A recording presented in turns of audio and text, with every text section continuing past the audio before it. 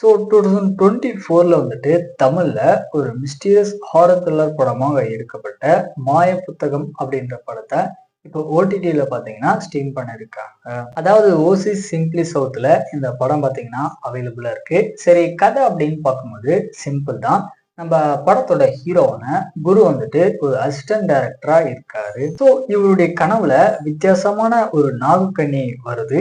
இது எதுக்காக வருது அப்படின்றத தெரிஞ்சுக்கிறதுக்காக ஒரு சாமியார் கிட்ட போயிட்டு கேட்கிறாரு.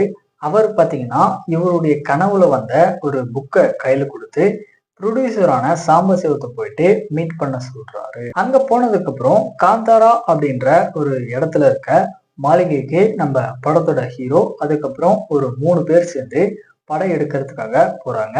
ஸோ இதுக்கப்புறம் நடக்கக்கூடிய சம்பவங்கள்லாம் என்ன அப்படின்றது தான் இந்த படத்தோட ஸ்டோரியா இருக்கு. ஆக்சுவலா இந்த படம் பார்த்தீங்கன்னா ஒரு லோ பட்ஜெட் படம் அப்படின்னே சொல்லலாம்.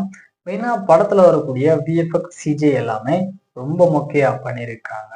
ஆக்டிங் வைஸ் அப்படின்னு பார்க்கும்போது படத்தை நடிச்ச எல்லாருமே ஒரு ஓகேவான பர்ஃபார்மன்ஸ் தான் கொடுத்துருக்காங்க. பட் ஹியூமர் சீக்வன்ஸ் அப்படின்றது படத்துல நல்லா ஒர்க் அவுட் ஆயிருந்துச்சு. இந்த பக்கம் டெக்னிக்கல் சைடு அப்படின்னு பார்த்தீங்கன்னா பேக்ரவுண்ட் மியூசிக் வந்துட்டு நல்லா பண்ணியிருக்காங்க. மற்றபடி படத்தோட ஸ்க்ரீன் பிளே, ஸ்டோரி இது எல்லாமே பழசு தான். ஸோ ஃபைனலாக வந்து இந்த படம் வந்துட்டு ஒரு ஆவரேஜான படம் தான். ஸ்கிப் பண்ணிக்கிறது அப்படின்றது ஒரு நல்ல முடிவாக